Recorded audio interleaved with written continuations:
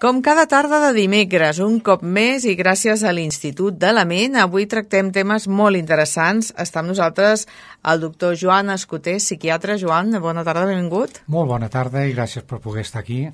I tenim un tema molt interessant, a mi m'ha apassionat quan el parlàvem fora d'antena, que són les paranoies, que són aquests trastorns que sembla que ens fan embogir amb un tema que a vegades pot tenir la seva solidesa, pot tenir una base, o que a vegades ens inventem. Per exemple, doncs, la paranoia que ens persegueixen, que ens fan moving a la feina, que la nostra parella ens fa el salt. A vegades hi ha una petita base, nosaltres la fem créixer, o a vegades sí que hi ha una base important, i tot això ens pot fer arribar gairebé a embogir, doctor Escoter? Sí, o sigui, una persona que tingui una idea delirant, un trastorn delirant crònic, és a dir, que ja porti més de mig any o més d'un any amb aquesta idea, si a més per a aquesta persona és molt intensa, vivencialment molt important, en la pràctica, a poc, però de manera constant, tot ell, tota la seva intel·ligència, tot el seu treball, tot ell pot ser que ho dediqui amb aquest tema en concret. Després ja parlarem de quins són els temes més habituals. Per tant, vist des de fora, si dedica tant de temps a buscar proves, a mirar coses, a intentar demostrar-ho, ell i el que provoca el seu entorn, des de fora diries que la persona està boja, amb el sentit vulgar. Ara, el que és curiós, en un cert sentit, és que és molt freqüent amb les persones que hi pugui haver un trastorn delirant crònic i tot, que si no és tan invasiu, també aprenen a dissimular-ho, a veure en quin moment pot dir-ho o no dir-ho, i que, a més, si és un tema socialment acceptat, pot quedar molt dissimulat, i com que totes les altres parcel·les, totes les altres actituds i pensaments de la persona es pot dir que són normals, queda molt dissimulat. És quan surt aquell tema que un diu, ui, com és que ho valora d'aquesta manera i com és que hi dedica tant d'esforç. Un tema socialment acceptat, quin seria aquest tema? Quins són els temes que nosaltres acceptem quotidianament, que ho valorem com a normal i és un comportament paranoic o delirant? Precisament és molt interessant perquè des de l'absoluta normalitat fins al punt en què podríem dir que hi ha malalties, que després, si voleu, ja en parlaríem, que és la feina del psiquiatre, intentar delimitar, hi ha tot un espai relativament ampli que tècnicament no s'ha de considerar malaltia, almenys des del punt de vista psiquiàtric, però que, en canvi, ja hi pot haver algun aspecte que, d'alguna manera, nosaltres li diem sobrevalorat. És a dir, que aquell tema, aquell aspecte, aquella persona li dona més valor del que seria neutre. D'alguna manera jo diria que totes les religions hi ha aquesta situació, en situació de normalitat, de sobrevaloració d'uns aspectes. Per exemple, en aquests moments, en un sentit diferent, les persones que el no menjar carn, vegans total, posem, els hi és tan important que els està condicionant molt la vida amb ells, i a la millor a les persones del seu entorn, probablement estarien en aquesta franja. És a dir, són idees normals. Que se'ns tiraran a sobre ara. No, acabo de dir que són idees normals. Sí. Són normals.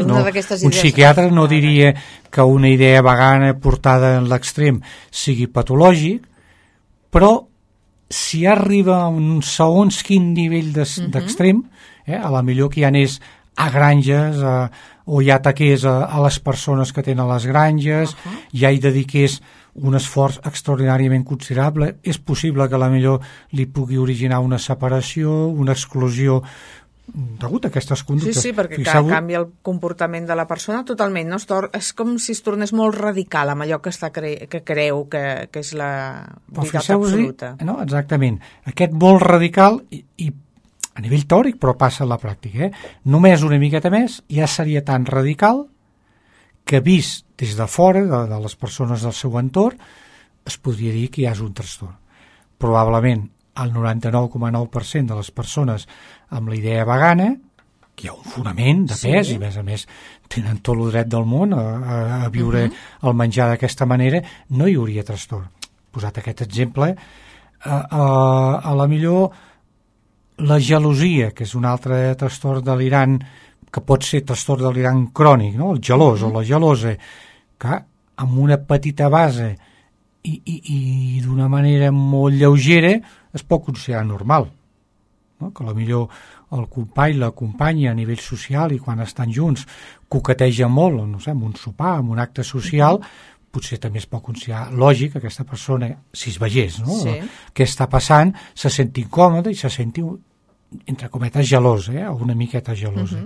Jo diria que en totes les àrees, qualsevol, també l'espiritual que dèiem abans, o religiosa, o la del futbol, no? Una persona que estigui disposada per un esport, no? Quantes vegades està passant que abans d'entrar al camp o fora del camp està disposada a barallar-se, a fer mal, fins i tot a la millor acabant això, matant algú, anant a la presó. La idea seria que el seu equip és el millor del món, accentuat al màxim, i entraríem en aquesta part que es podria dir paranoia.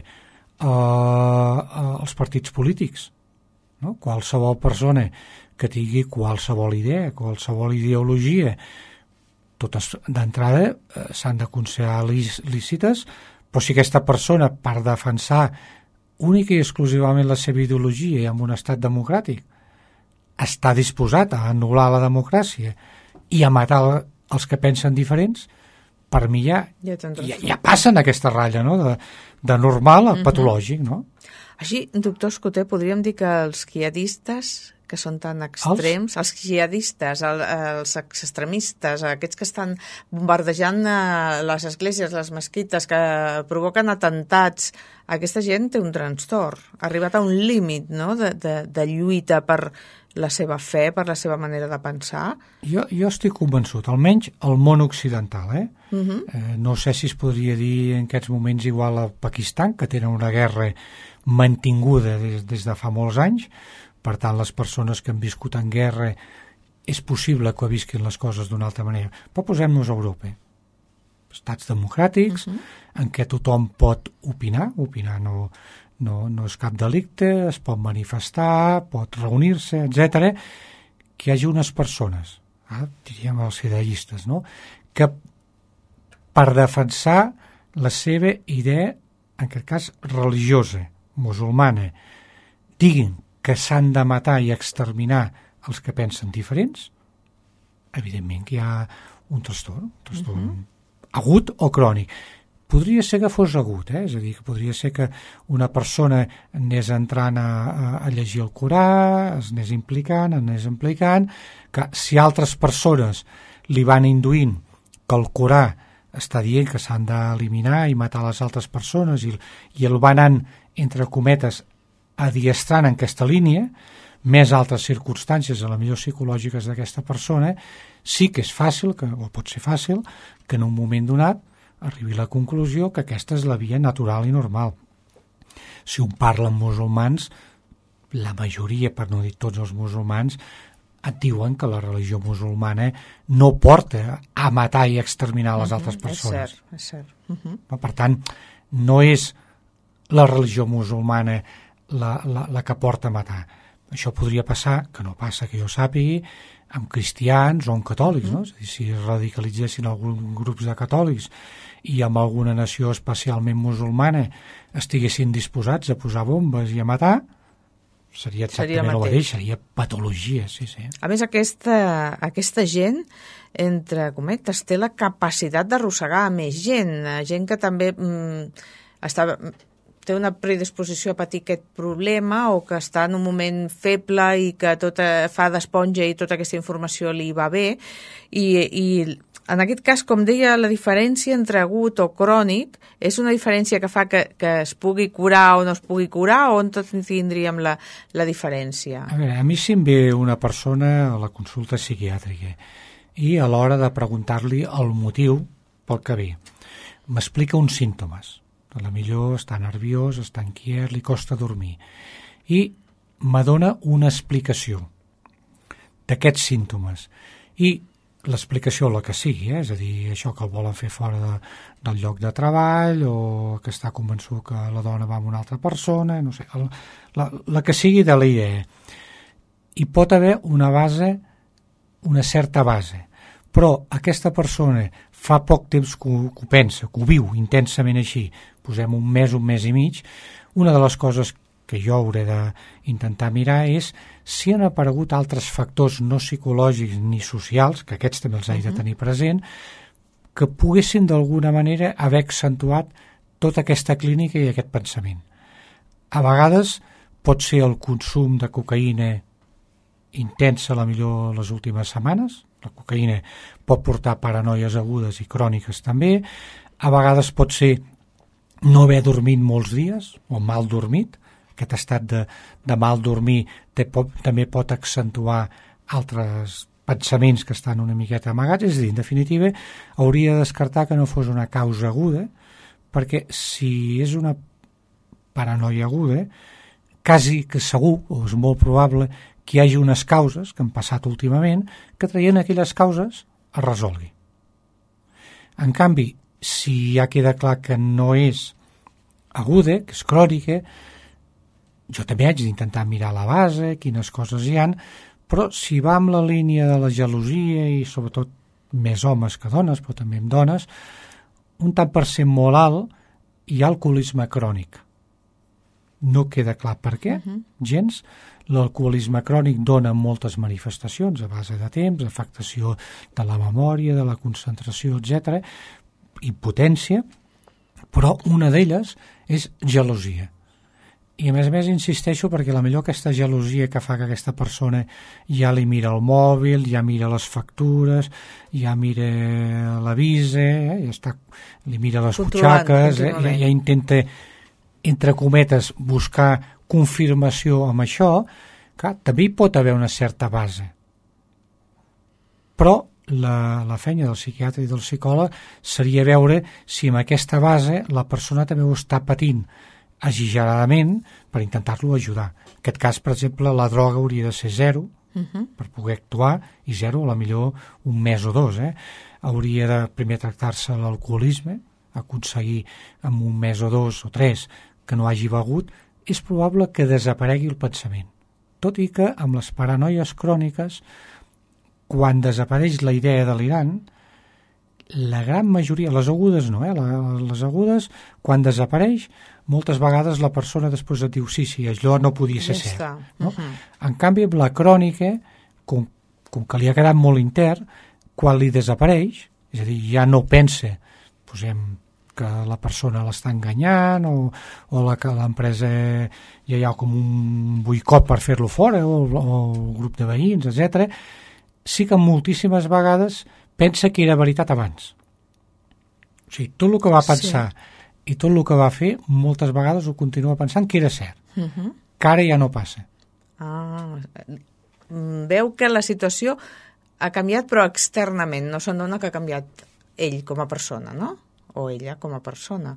Exacte. El cas més evident podria ser aquest home, prototipus, gelós, de 40-50 anys, que no hi havia cap base, no?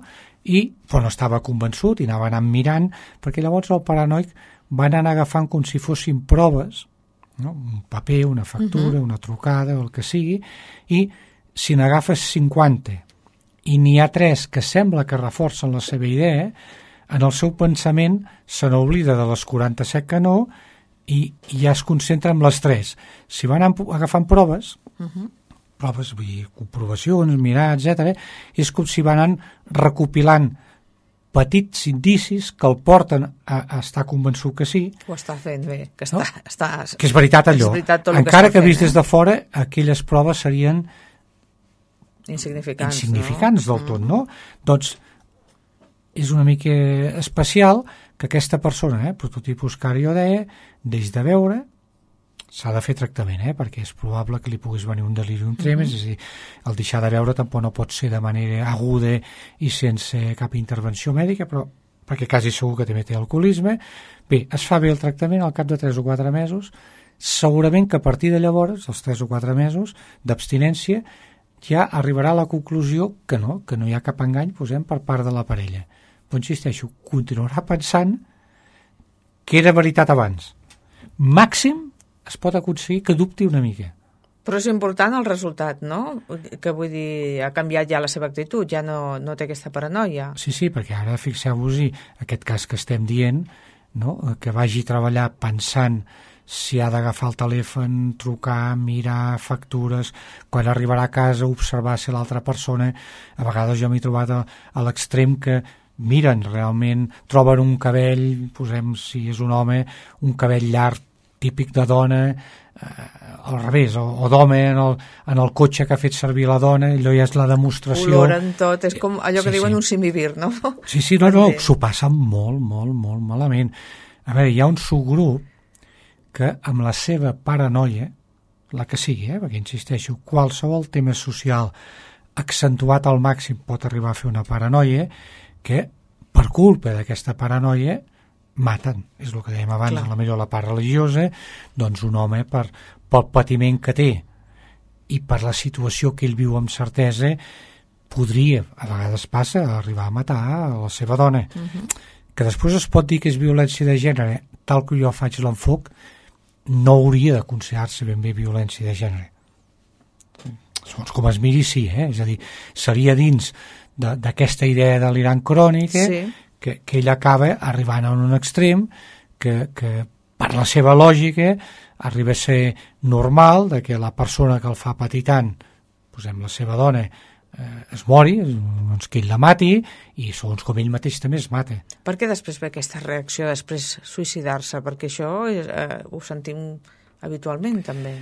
A veure, la lectura més senzilla seria, i llavors sí que seria molt masclista, a la millor la frase aquesta de dir si no és per mi no és per ningú, doncs bueno, la mato i com que jo acabo de fer un acte que també m'implicarà a la presó, doncs també em mato jo mateix. Però si s'agafa en un altre context del patiment d'aquesta persona intensíssim que ha viscut en els últims anys, també es pot arribar a la conclusió que per ell s'acaba el patiment doncs, eliminant la font del patiment, no? Que seria, en aquest cas, la dona o el jefe que li està fent el moving i que el vol fer fora d'una manera perjudicial.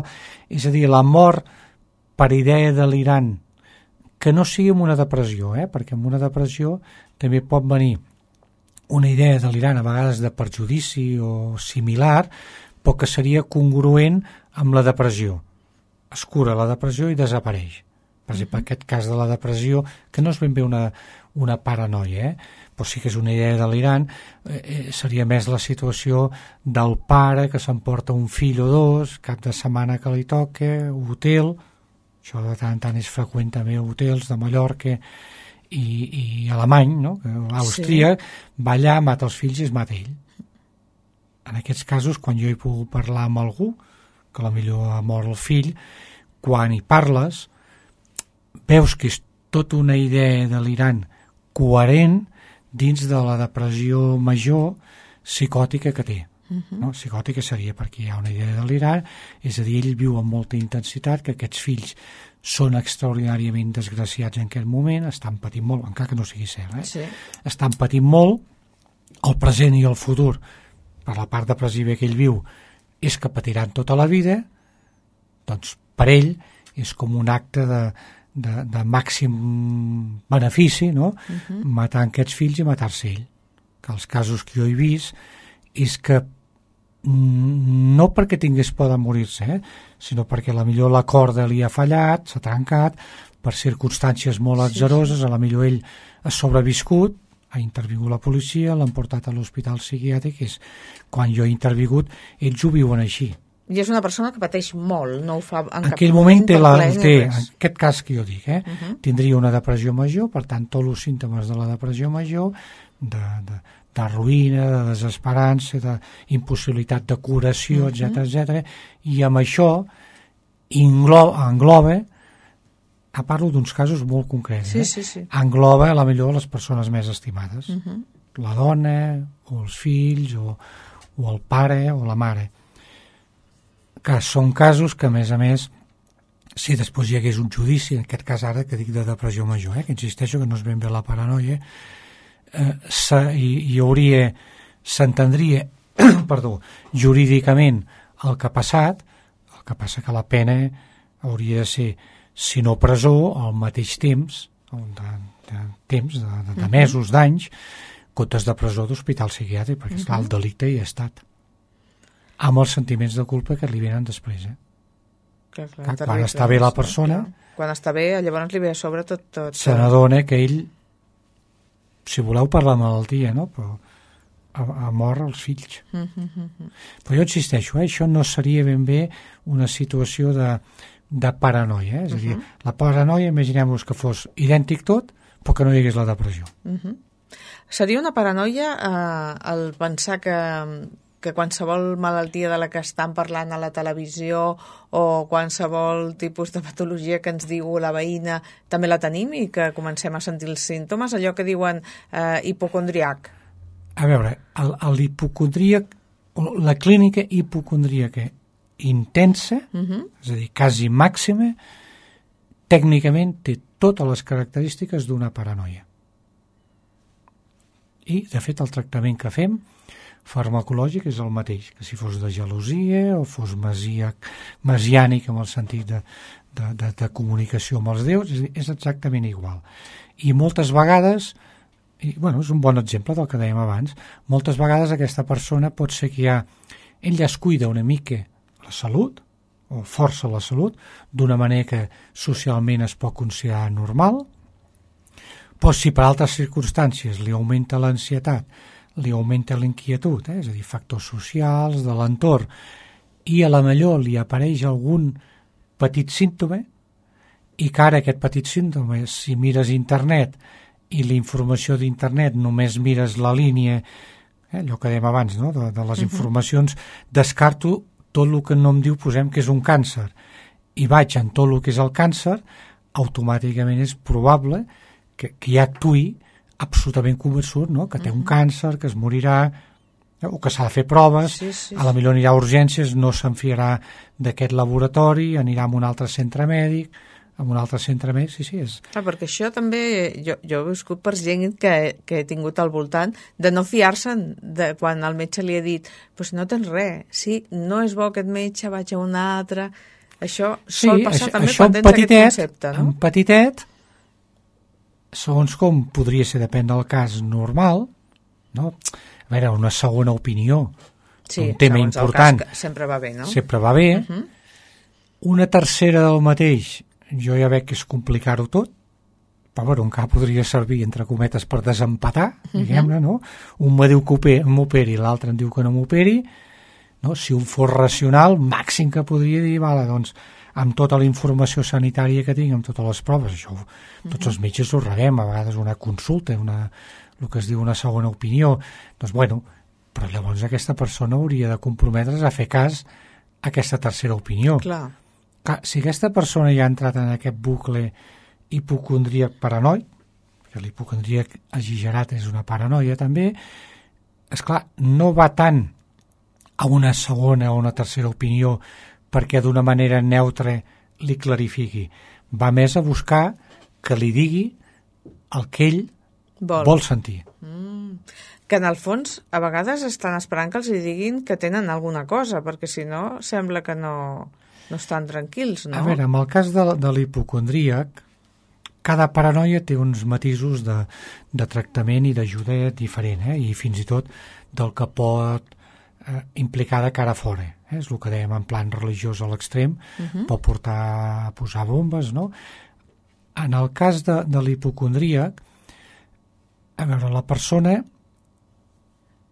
el més fàcil que li pot passar, i per això també és molt perillós, com que ell va a buscar una confirmació i a la millor una ajuda de curació o de tractament amb aquella confirmació, sí que si va en tot el que és la paramedicina, per exemple, si va en segons quins centres, a la millor fins i tot mèdics, sí que pot ser que acabi gastant-se molts diners i ara partim de la idea de que no hi ha una base. Per exemple, a Barcelona, dic Barcelona perquè ho conec i que jo sàpigui que a Andorra no es fa en aquests moments, amb un estat així d'hipocondríac inicial, moltes persones van que hi ha 2 o 3 centres que tu truques, vas allà, et fan una exploració pràcticament de tot el cos, resonàncies, analítiques, exploració física, a la millor en 3 hores del dia, en 3 hores en aquell dia, en 4 hores, t'ho donen, i bé, jo penso que aquests centres ho fan molt bé, realment, i la persona ja surt, no?, amb totes aquestes exploracions fetes. No, quan és paranoic, bueno, però és que a la millor sí que hi ha més anèmia de la que diu aquí, a la millor la resonància aquí m'han dit que, a veure, si a mi em ve una persona, per exemple, que s'ha fet aquesta exploració global, parlem d'un centre d'aquests. Però, perdó, doctor Escoté, és un centre ja especialitzat en això, en persones que són paranoiques? No. A veure, a la medicina privada intenta cobrir totes les necessitats que té la població, però a canvi d'uns diners. Si una persona té uns símptomes que necessita ser visitat aviat, que potser sí que és veritat que li han de fer una resonància, una radiografia, una analítica, i parlem de Barcelona, però passaria aquí similar, i s'endarrereix una mica, que hi pot haver una medicina privada que digui, jo això t'ho faig en 4 hores, te faig totes aquestes revisions, la Tecno mateix ho fan, o hi ha centres especialitzats, jo et faig totes aquestes revisions, no te'n faré cap, no sé, per exemple, una punció lumbar que és perillosa i que només s'ha de fer si hi ha un fonament, però totes les que no són perilloses, amb el tema que dèiem abans, doncs, vols mirar unes coses genètiques, doncs jo te les faig si tu estàs disposat a pagar. Que quin és el perill? Que si la persona que demana això, que potser li costa 1.000 euros o 1.500 euros, després ho interpreta amb aquesta vessant paranoica i hipocondríaca, és probable que surti d'allà més tranquil, però no gaire convençut. Però jo penso que llavors els professionals, tant pública com privada, si ens ve una persona amb aquesta cosa més paranoica i hipocondríac, sí que la nostra feina és que ens porti totes les exploracions i intentar-li anar clarificant. Jo penso que amb temps de clarificació, baixant-li l'ansietat a la millor en fàrmacs, si la idea paranoica és bastant intensa, ja s'ha de fer servir a vegades, encara que sigui dosis baixes, uns fàrmacs neurolèptics que disminueixen el pensament paranoic. A base de temps és quan se n'adona. Però ara imagineu-vos al revés. És a dir, tota aquesta vivència i que aquesta persona, perquè abans ja s'ho pensava, que a través de la màgia, per dir un exemple, la màgia blanca, la màgia negra, m'estan fent màgia negra, m'estan donant aquests símptomes, que segons en qui vagi, que li reforci la idea i que li cobri uns diners i que li faci fer unes coses, és altament probable que es gasti molts diners, pateixi molt, i acabi pitjor. Res, se'ns ha acabat el temps, doctor Escoté. Jo és que em quedaria hores i hores escoltant tots aquests casos que moltes vegades ens pensem que són coses normals, que són temporals, que no té importància i que caldria que consultéssim amb un expert, amb un psiquiatre en el seu cas, doctor Escoté, o amb un psicòleg que també ens derivaria, si és el cas, a un psiquiatre, i esbrinéssim d'on ens venen totes aquestes paranoies que a vegades ho diem de broma, però sí que tenen el seu rerefons real. Serà fins la propera setmana. Gràcies. Moltes gràcies.